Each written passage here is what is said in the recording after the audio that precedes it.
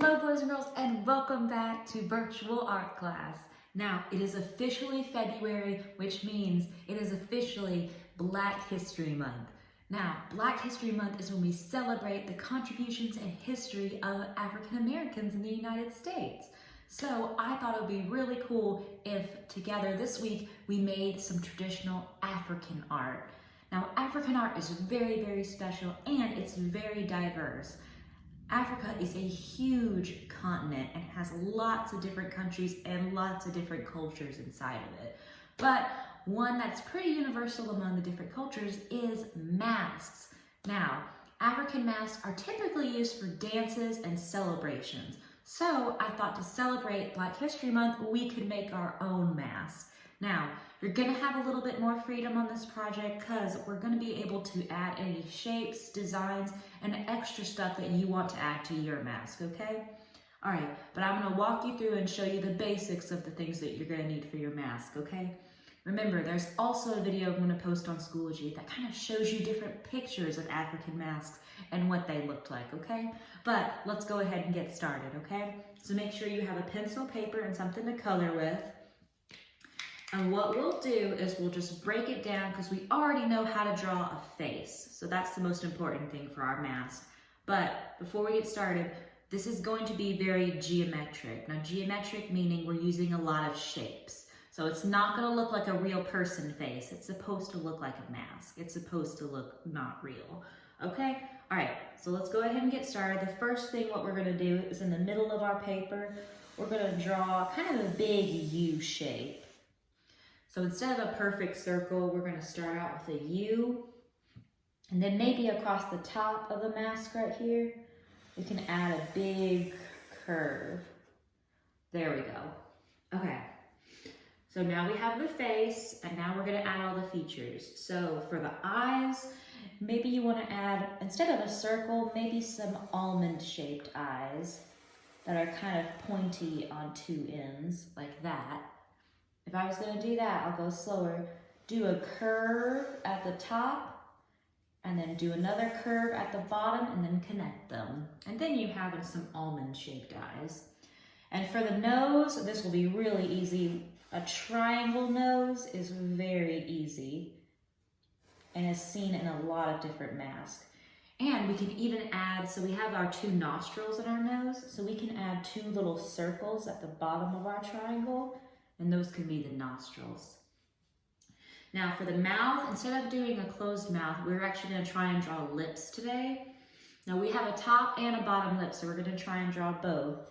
So what I'm going to do is just do a straight line going across, and then we're going to make this into a triangle kind of facing down. Now this is going to be the bottom lip. And now we're gonna add a top lip. Now our top lip, like I said before, we kind of have a cupid's bow in the middle that kind of points down a little bit. So we're gonna break our top lip down into two triangles.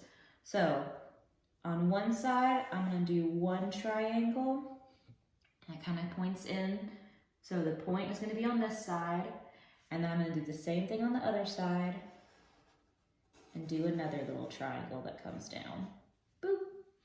Now this doesn't have to be exactly perfect triangles. These two do not look the same. They look a little bit different, but that's good. That's kind of what we're going for. Okay, now we also need to go ahead and draw some ears for ours too. So to the side out where the eyes are, we'll go ahead and add a C-shaped ear like we've done in the past. And there you go. Okay. So after we have these basic features, the eyes, nose, mouth, and ears, now we're gonna have a little bit more fun with it. So as you've seen from my other video talking about African masks, there is a lot of pattern involved. So pattern and geometric shapes. So we can add stuff in here inside of the face and maybe add something on the top like a hair or hat. So inside the face right here, maybe I wanna add some more triangles. The more shapes you add, the better, and you can take up the mask because it needs to be very decorative. It's supposed to be a celebration. It's supposed to be happy. So maybe I'll add some circles going along the bottom. Maybe you want to do some more swirly designs rather than just shapes. you can do that too. Maybe you want to add some earrings down here. Boop. Maybe you want to add a necklace at the bottom. That would be another really cool thing to do. So if I was going to add a necklace at the bottom, I could have 2 lines coming straight across like this and a curve and give it a necklace. There we go. Okay. See, it starts to come along when you add more things to it. So the more things you add, the better it'll look, okay? All right, maybe I want to add some triangles down here, all the way across the necklace. There we go. Okay, this kind of reminds me of, okay, if any of you have ever seen the movie Black Panther before, it's about a superhero, and they go to a part in Africa. And you can see a lot of these kind of designs in that movie, but that's just something you might remember. I know some of you have mentioned it before in class. That's why I'm bringing it up. That would be a good thing to remember. Okay, maybe I want to add some more stuff. Okay, I think I want to add something at the top because it looks a little bare at the top. So I think I'm going to add maybe a hat or something on the top. So maybe I want to add a big rectangle coming across the top. Whoop. That was not a smooth line. Let's try that again. Okay, there we go. Okay, so maybe a hat on top that has some shapes inside of it. What I would do is maybe I'm going to break this hat up into different parts and add some different patterns. Okay, circle, square, triangle, rectangle. Okay, if I'm gonna have that as my pattern, I'm just gonna repeat it over again across the hat. Circle, square, triangle, rectangle. All right, so your African mask does need to have some sense of pattern. It needs to have something in there that looks like a pattern. The more shapes, the better it's gonna look.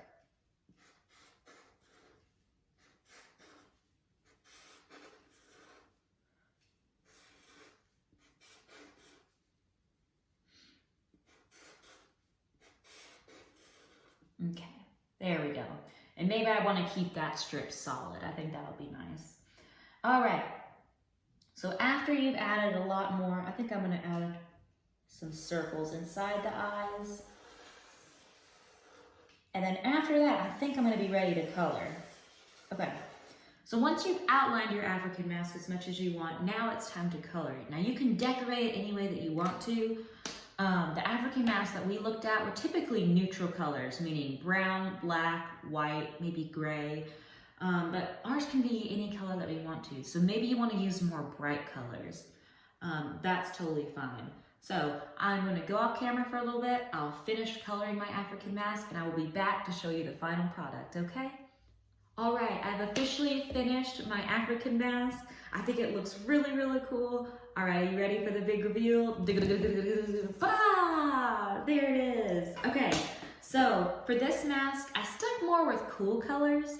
So blues, greens, purples. There's a little bit of pink in here for a little bit of warm color. But overall, I think it turned out really, really cool. It looks awesome when it's all colored in. And that's it. So after you finish your African mask, remember to take a picture of it and post it on Schoology so that I can see it, okay? All right, well, that's all I have for you this week. I hope you had fun and a very happy Black History Month. I will see you all next week, okay? Bye.